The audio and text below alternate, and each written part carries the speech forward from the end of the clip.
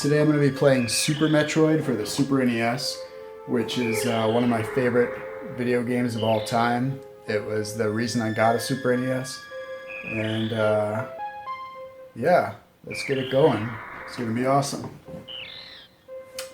Now, this is going to be kind of a speed run, but not like an official speed run, just a relaxed speed run. I haven't played this game in a very long time. My last game was almost 8 hours.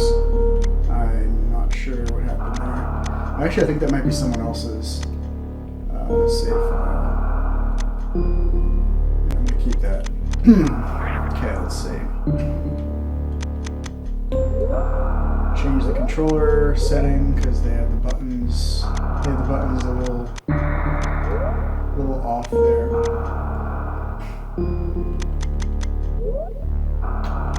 Moonwalk on, sure, why not?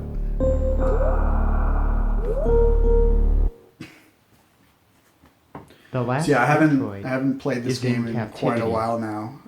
The galaxy is at peace. I think the last time I played all the way through was 2012. So it's been almost it's been almost 4 years. Good news is, it's kind of burned into my memory, so I think I'll be okay.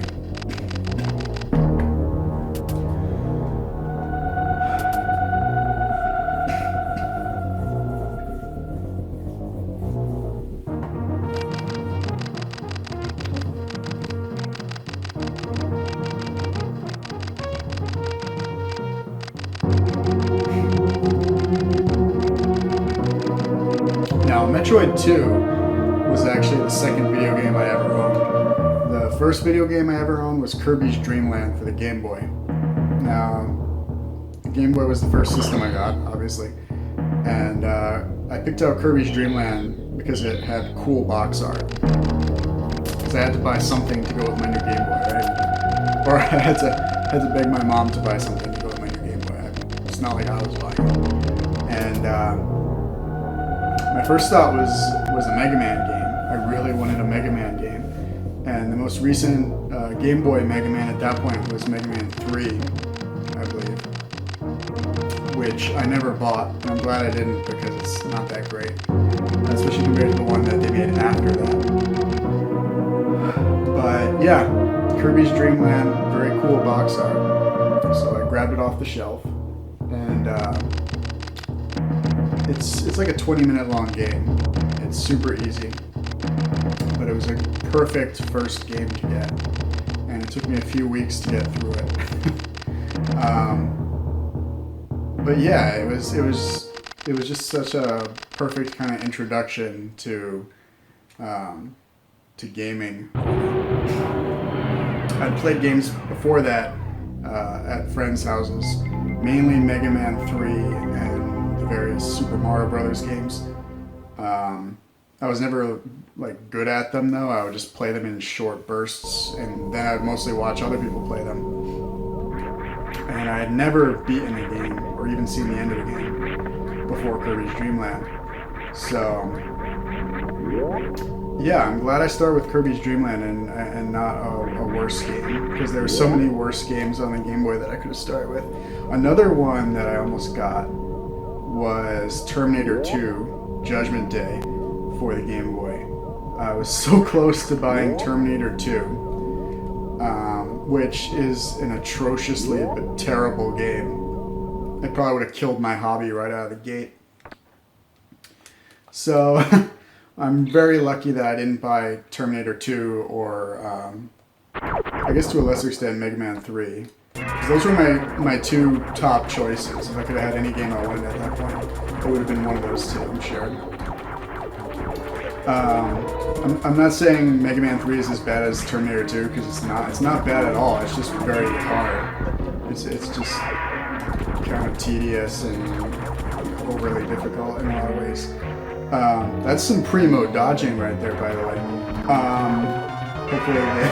Hopefully the game video is synced up to my talking, so that makes sense. Of course, that's up to me if I pull that off.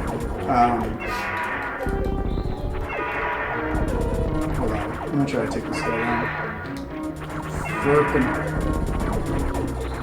Right, asshole. Oh, no, he got me. He started to turn red, though. I almost got him. It is possible to make him drop the Metroid.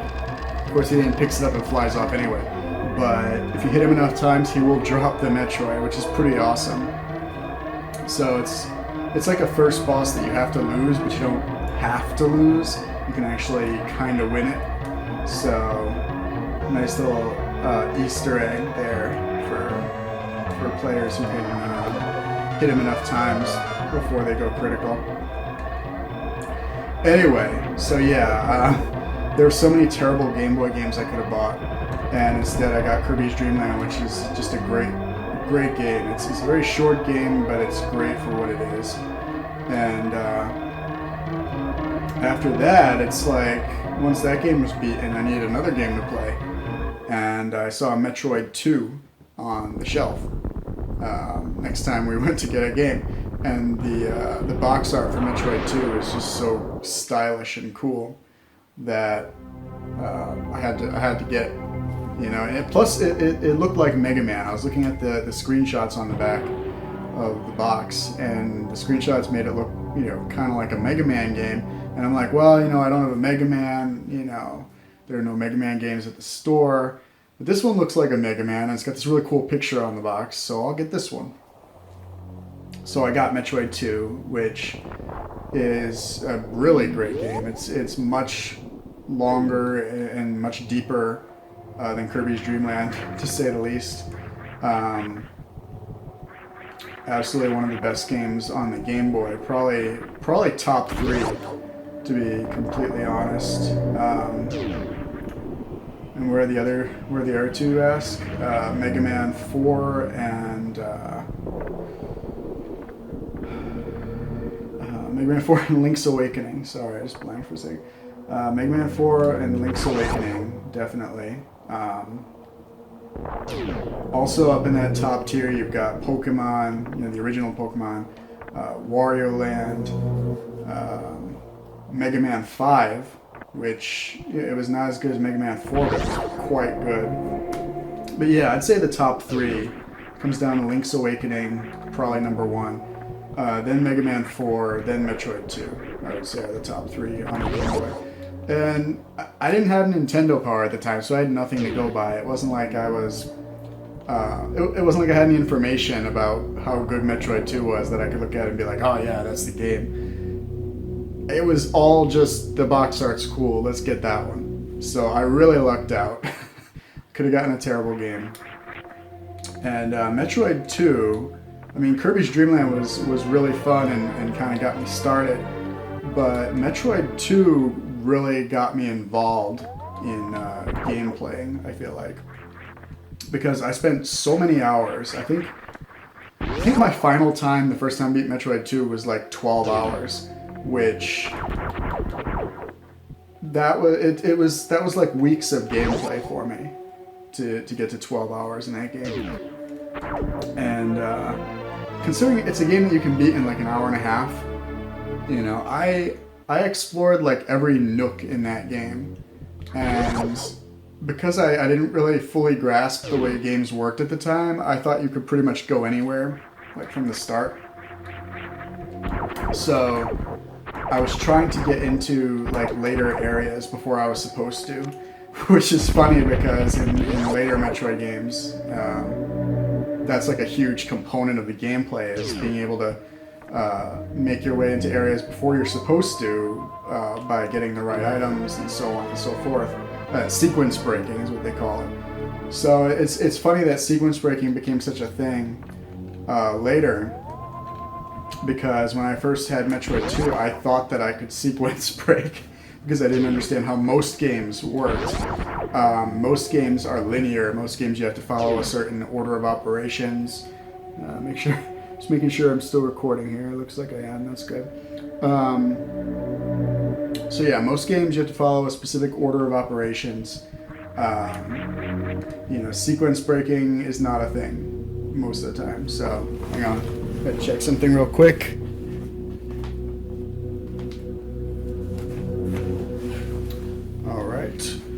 making sure that the video recording times are syncing up. Looks like they're syncing up pretty well. So, all right, time for the space pirate invasion.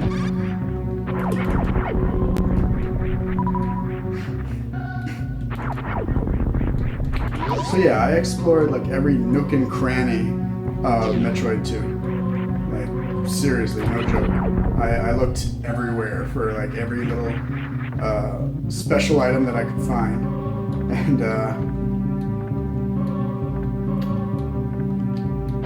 it's funny because I would have probably done that with any game that I had at the time. You know, if I had gotten a Mega Man game, I would have probably done the same thing where I constantly just looked for like ways to sequence break, like ways to you know, get to hidden areas. You know, if I got in a Mario, I would have been constantly checking every single pipe, trying to find hidden areas. And it's cool because Metroid totally rewards you for being like that, because Metroid is filled with hidden areas. So, and Metroid 2 especially, because Metroid 2 is just the way that the game is designed. There are a ton of just hidden areas everywhere in that game. And a lot of the hidden areas don't even have anything in them. They're just like empty spaces that you can kind of break into. So, in any case, my looking around for places to explore was constantly being rewarded with that game. And it really cultivated and sustained, I guess, for lack of a better word, my need to explore while I was playing. And it's a need that I have even today, which is probably why I enjoy open world games so much now. But only certain kinds of open world games. Open world games where you're rewarded for exploring, like Fallout. You know, you go around, you can explore, you have all this space to run through and look for things that are happening, and you find things happening. There are all kinds of events happening in Fallout games. So you're constantly running into new quests and so on and so forth. So I don't like open world when it's like a lot of open space. Like, oh, we have 200 square miles of space in our game, but then you play it and it's mostly empty. You know, I don't like that very much. And that's unfortunately a lot of open world games now. But then there are the exceptions that have a lot to do that really reward your exploring. In any case, so I spent a huge amount of time exploring in Metroid 2, and it was just a fantastic time. And I'm really glad that that was my second game. I really lucked out with that one.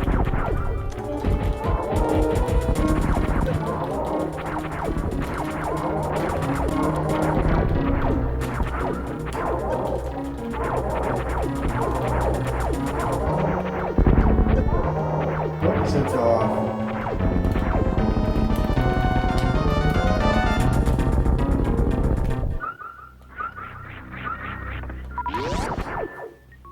Heard somewhere that you can run faster in this game if you like pump Samus's fists, like point upward and downward with the arm cannon. It seems to be true. Maybe not. It's the first time I've ever actually tried that though.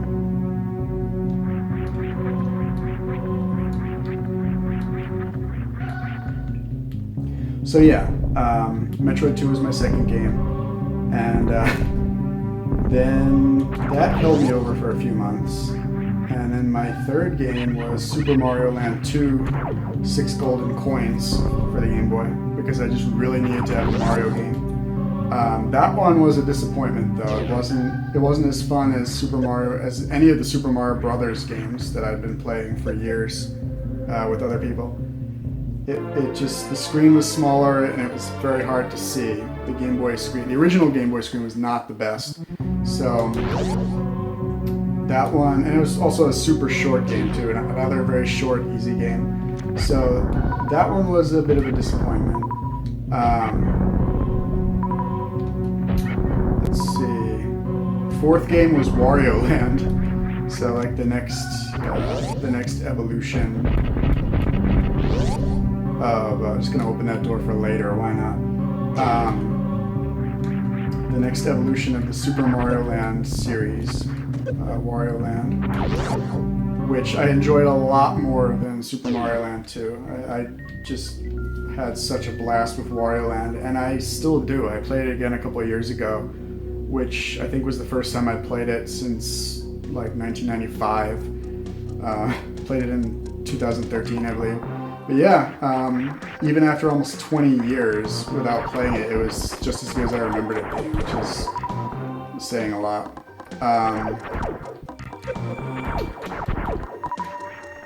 Let's see, which door do I want? It's been a couple of years for me, so hopefully I don't go the wrong way and end up killing a bunch of time here.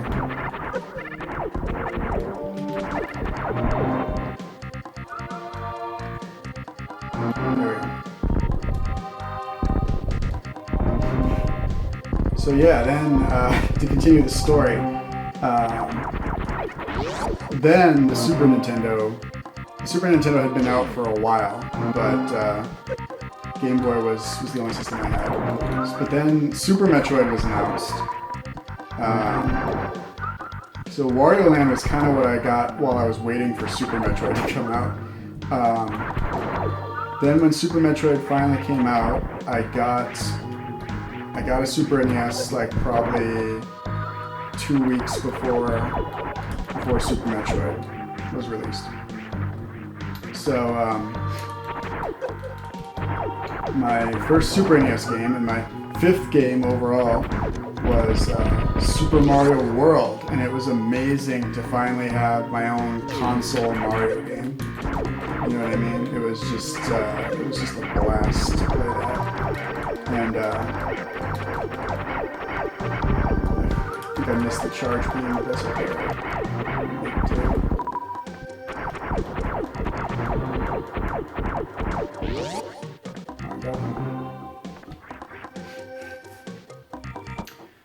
And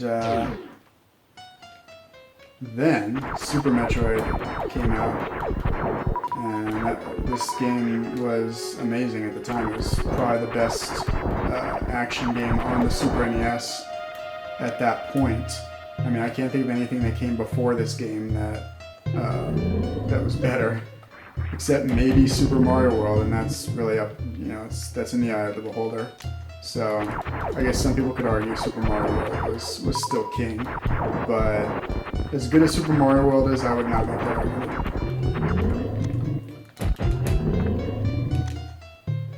Try to get 2 hits on that guy. This is actually an extremely easy fight, and it's funny, if they raise the floor just by a couple of blocks, this fight would be so hard because you would have to jump over him constantly. This would be one of the tougher fights in the game. Maybe like Dark Souls difficulty.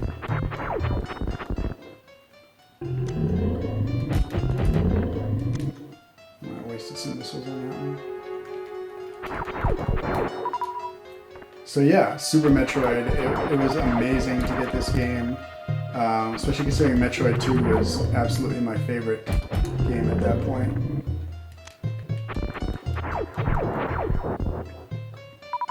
And to get a follow-up to Metroid 2 was pretty awesome, especially considering that this game continues the story of Metroid 2, which was that Samus rescued that little Metroid at the end, which had a big impact on me as a kid. It was such a small part of Metroid 2, just this ending where she rescues this little baby Metroid. But there was just something about that ending that it just kind of tugged at your heartstrings a little bit. Even when I was a kid, there was just something about that ending. And to get this game a few months later, just a few months later, was just more. It was just very lucky for me, and to have this game follow up on the storyline with the baby Metroid, because they didn't have to do that. They could have just they could have done whatever with this game. But to have it follow up on a storyline that I actually cared about from the ending of the previous game You know, the series doesn't get enough credit for that, but you know, it's not a story-driven series at all. But yeah, very cool stuff. And my third game for the Super NES was Mega Man X, and that's where I'm going to conclude my retelling of my game collection and how it began. Also because I can't remember what was after that. I think Mega Man X2 might have been next. I think I went right from Mega Man X to Mega Man X2 because I played Mega Man X about a year after it came out, and Mega Man X2 was basically right after that. But yeah. There's the charge beam, very important.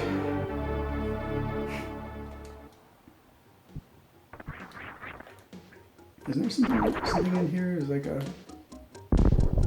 No, can't get in there.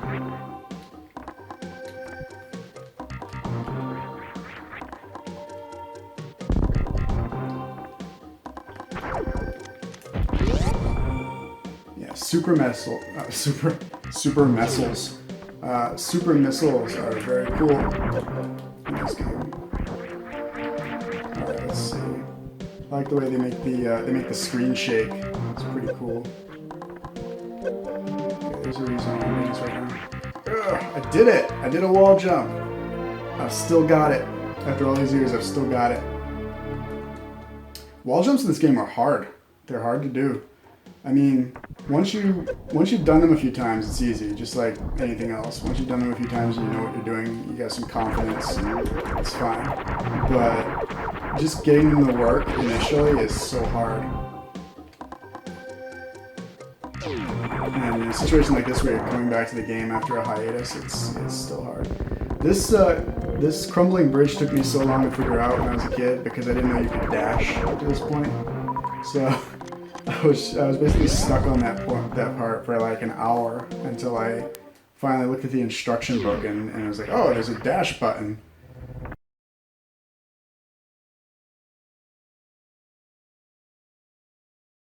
Stop that.